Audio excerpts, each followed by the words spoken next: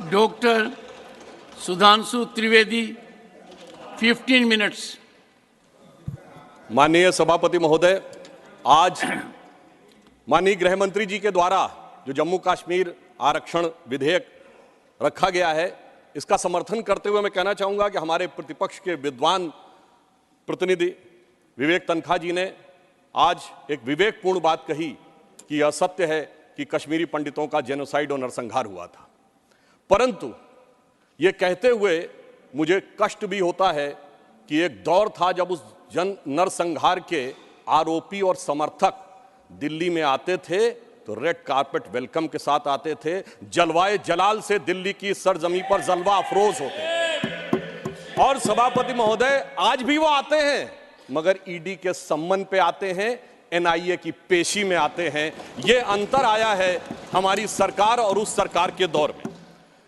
जम्मू कश्मीर के सामने स्वतंत्रता के बाद से अगर मैं कहूं तो एक मिश्रित भावना आती है, क्योंकि हम कहते हैं कि भारत दुनिया का सबसे प्राचीनतम राष्ट्र है, मोस्ट एंशिएंट सिविलाइजेशन है, लिविंग सिविलाइजेशन। उत्तर से दक्षिण तक सारे राज्यों के नाम बदल गए, एक ही राज्य है जिसका प्राचीन काल में जो नाम था, नीलमत पुराण में यदि कश्मीर था तो आज भी कश्मीर है। परंतु दुख की बात यह है कि स्वतंत्रता के 75 वर्ष बाद, मतलब 2019 से पहले तक वो समाधान ही नहीं हो पाया था। समाधान के लिए इतना लंबा समय लगाना पड़ा। वो ट्रांजिएंट एंड टेम्परेरी फेज के लिए आह को चाहिए एक उम्र असर होने तक 3 पीढ़ियां गुजर गईं। तब जाके जब हमारे गृह मंत्री अमित शाह जी ने और प्रधानमंत्री श्री मोदी जी ने वो हिम्मत दिखाई तो अगस्त 2019 में उससे मुक्ति मिली। 3 प्रकार की समस्याएं कश्मीर के पास रही थी, जिसे हम 3D कह सकते हैं। डिलिमिटेशन थी, डोमिसाइल थी एंड डेवलपमेंट थी। हमारी सरकार ने 2019 के बाद तीनों के बारे में समग्र रूप से विचार करना शुरू किया, और जैसा कि इस विधेयक में है कि आरक्षण से वंचित वर्गों को समुचित, न्यायपूर्ण, न्याय संगत आरक्षण की व्यवस्था सुनिश्चित कराई गई। पुनर्गठन को न्याय संगत बनाकर संतुलित विकास का मार्ग प्रशस्त किया जा रहा है। विस्थापितों के लिए बहाली और विकास के नए अवसर उपलब्ध कराए जा रहे हैं। 2019 के विधेयक के द्वारा जम्मू कश्मीर विधानसभा में 83 सीटें थी, उन्हें बढ़ाकर 90 किया गया, जिसमें 6 शेड्यूल कास्ट के लिए आरक्षित थी परंतु शेड्यूल ट्राइब्स के लिए नहीं थी। इसमें पहली बार 9 सीटें अनुसूचित जनजाति के लिए आरक्षण की गई हैं। और अब जम्मू में पहले 37 सीटें होती थी, अब 43 होंगी, और कश्मीर में इससे पहले 46 और थी, अब 47 होंगी।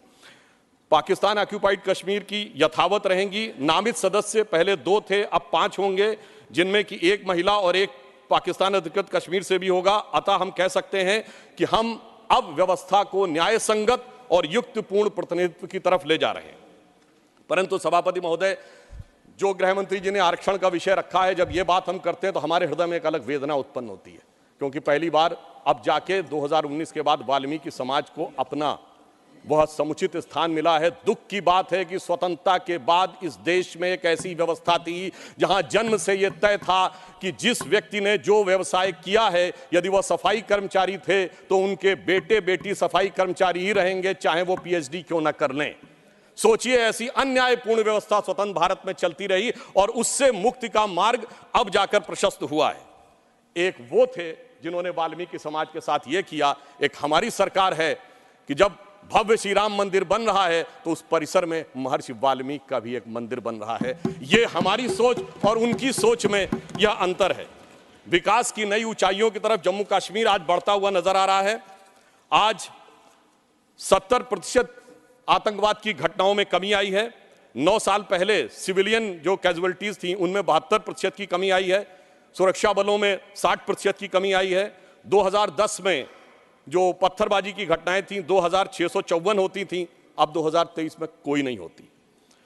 2010 में 112 लोग पत्थरबाजी की घटनाओं में नागरिक मारे गए थे, 2023 में एक भी नहीं है। 2010 में 6235 सिक्योरिटी पर्सनल इंजर्ड हुए थे, 2023 में एक भी नहीं है। और 2010 में 132 ऑर्गेनाइज स्ट्राइक हुई थी, 2023 में कोई भी नहीं है। 2010 में 70 घटनाएं हुई थी सीज फायर वायलेशन की, 2023 में 2 हुई हैं। और इस प्रकार हम ये कह सकते हैं कि कश्मीर के अंदर एक भारी बदलाव और एक सकारात्मक दिशा में दिखाई पड़ रहा है। और इसके लिए विकास के नए मार्ग के ऊपर कश्मीर इस प्रकार से प्रशस्त होता हुआ जा रहा है कि धारा 370 के हटने के बाद जो कश्मीर का डोमेस्टिक प्रोडक्ट था, जीएसडीपी था, जो 1 लाख करोड़ रुपए था, वो 5 साल में बढ़कर 2,27,000 करोड़ रुपए से अधिक हो गया है।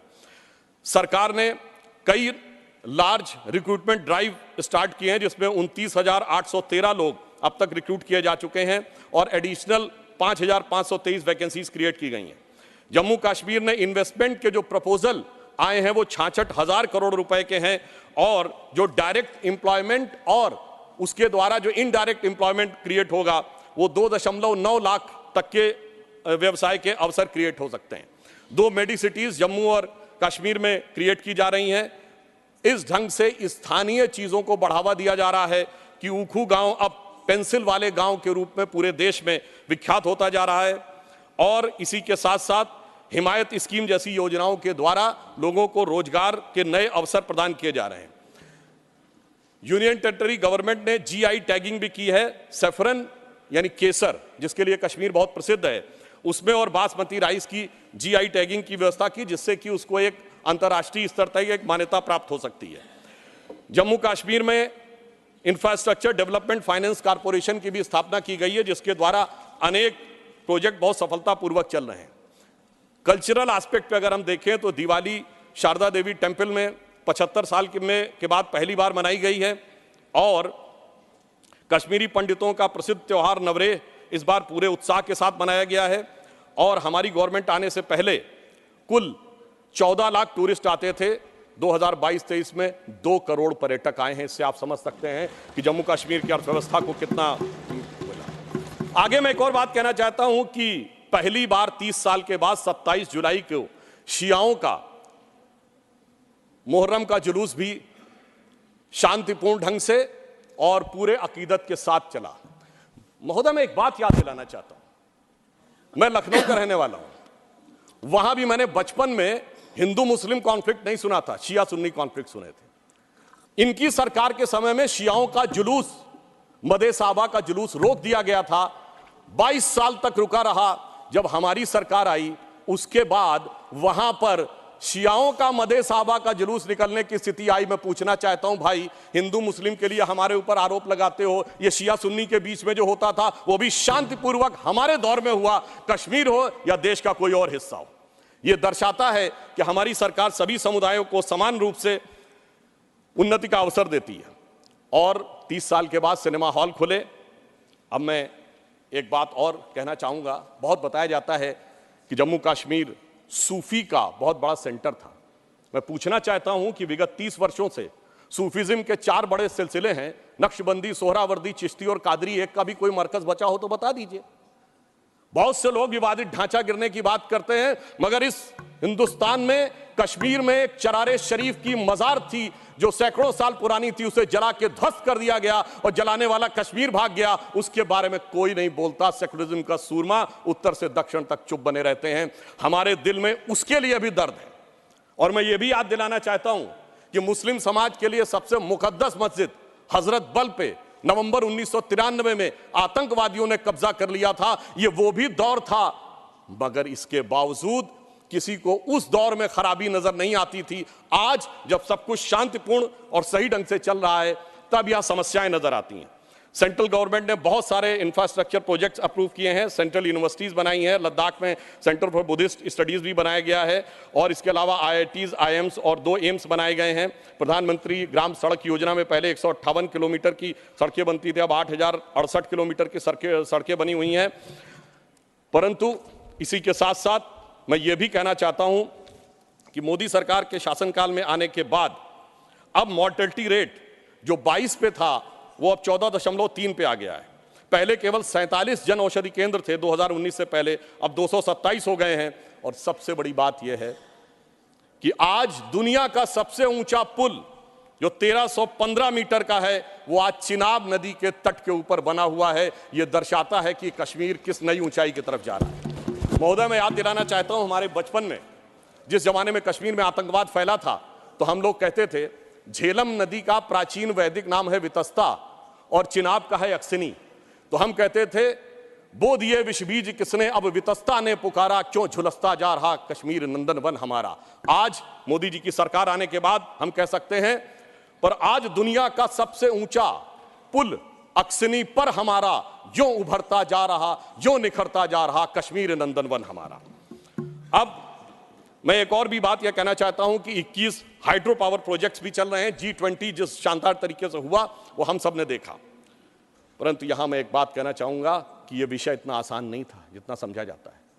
जिस समय आतंकवाद शुरू हुआ था, जस्टिस नीलकंठ गंजू की हत्या उस समय हुई जब श्री राजीव गांधी जी के नेतृत्व में भारत के इतिहास की सबसे मजबूत सरकार थी। वो तो लोगों को याद होगा, मुझे याद है मान्यवर, बचपन में बहुत से लोगों को नहीं याद होगा। वर्ल्ड कप 1983 का जीतने के बाद इंडिया का पहला वनडे इंटरनेशनल कहां हुआ था? 13 अक्टूबर 1983 को श्रीनगर में, भारत और वेस्ट इंडीज के बीच में।